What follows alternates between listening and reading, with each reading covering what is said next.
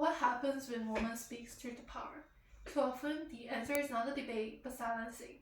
Today, I want to explore the field of inquiry of politics, power, and justice, more specifically, the global issue of how patriarchal society silences women's voices. My two chosen works are The Word is Wife, a poetry collection published in 1999 by Scottish poet Carol Ann Duffy, and a series of political cartoons published by American cartoonist Ann Tallis. In my literary abstract, Pilot's Wife, Duffy explores how women's voices are silenced to conceal male cowardice and preserve patriarchal authority by confining women's voices to the private, primarily through irony and imagery. On the other hand, Tallis uses satirical symbolism and vivid irony to critique silencing of women's voices in modern contexts, exposing the hypocrisy in patriarchal authority where justice collapses into personal bias. Starting with my literary abstract, Pilate's wife reimagines the crucifixion of Jesus Christ through the eyes of Pontius Pilate, a Roman governor responsible for Jesus Christ's execution. In the first stanza, she describes Pilate's hand, a woman, softly lined with pearly nails. This tactile and visual imagery here is deeply ironic, as traditionally feminine qualities are applied to a man who represents patriarchal authority.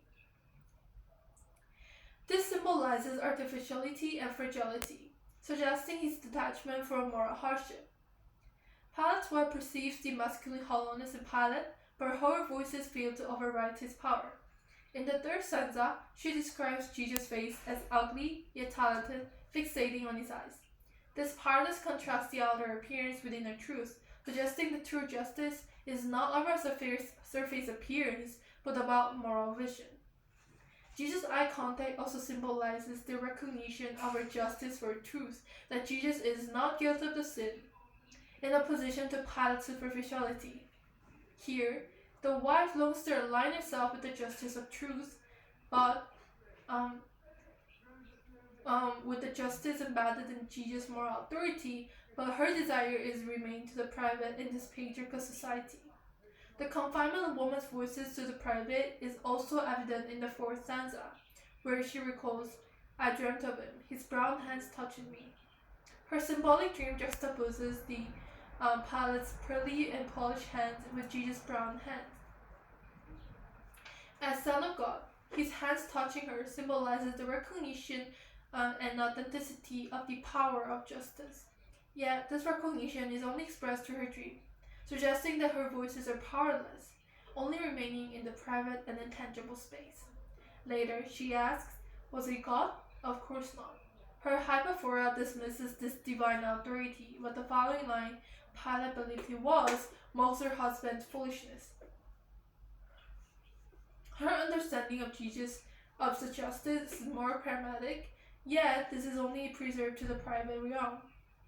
Through the use of Pilate's wife's perspective, Duffy explores that silencing of women's voices, even when they are aligned with the justice, or denied of legitimacy in the public space, suggesting how patriarchal society silences women's voices to sustain their dominance.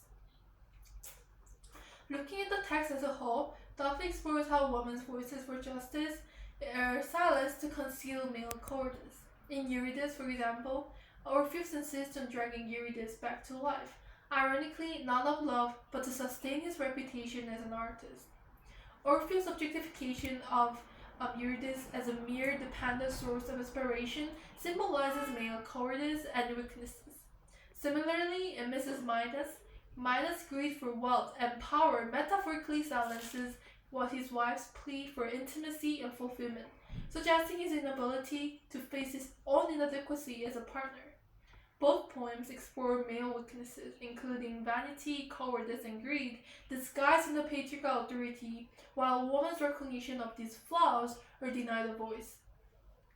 Across the wider collection, the motif of confinement of women's voices is explored to condemn patriarchy.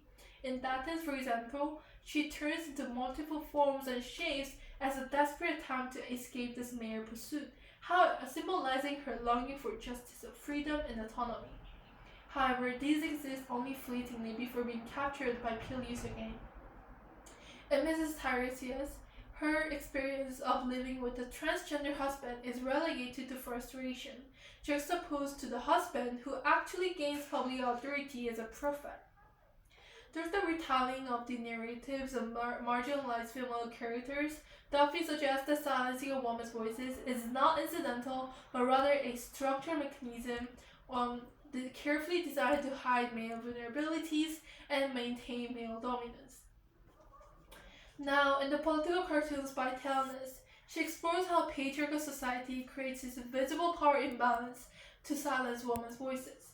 In the abstract, Pilot uses this visual juxtaposition between the woman's slender body figure and the man's exaggerated large body to symbolize the asymmetry of power.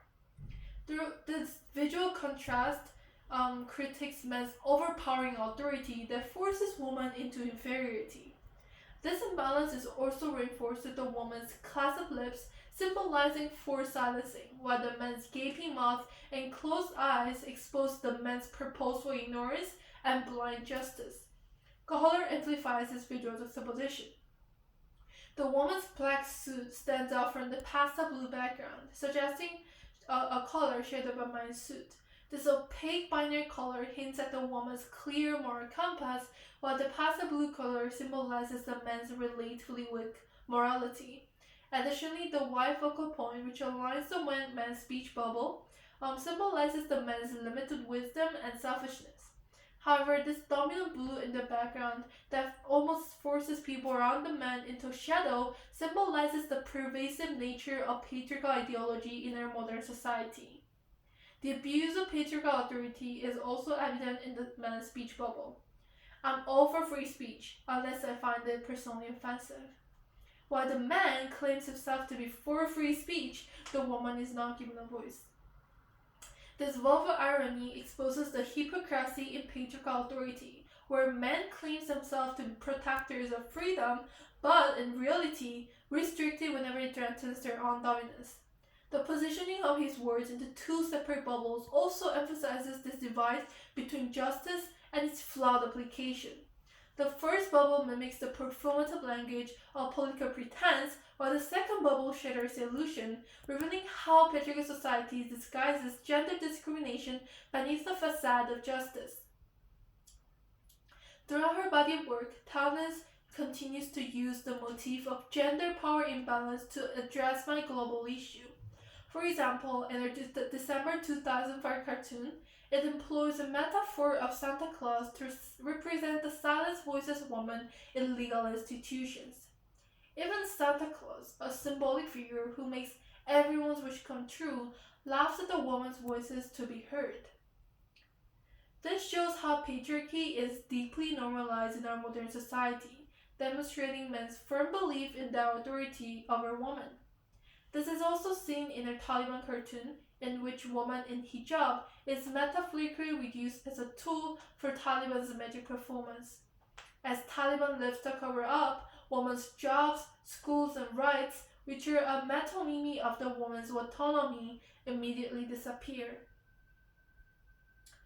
Tallis uses various forms of irony and metaphor throughout her body work to explore how patriarchal society personally abuses their authority. In the cartoon that depicts an abortion ban signing ceremony, Tallis uses irony by featuring all male politicians to decide on abortion law. Their oddly bright smiles create an ironic satire, as this shows their indifference to justice and justice women who are not even featured in the cartoon. In another cartoon, drawing a line, leaders of different nations are simply pointing to the woman in the center as a way of showing respect, but actually they're drawing lines to limit the woman's space. This metaphorical representation of men's greediness and overwhelming personal interest limits women's power and authority, silencing women's potential and voices. In conclusion, both works explore the global issue of how patriarchal society silences women's voices for justice. Duffy reimagines the narratives of biblical and mythological narratives to show how women's values, even when aligned with justice, are confined to the private realm. On the other hand, Thomas brings this critique into modern world through irony, exaggeration, and metaphor to expose gender power imbalance and personal abuse of patriarchal authority.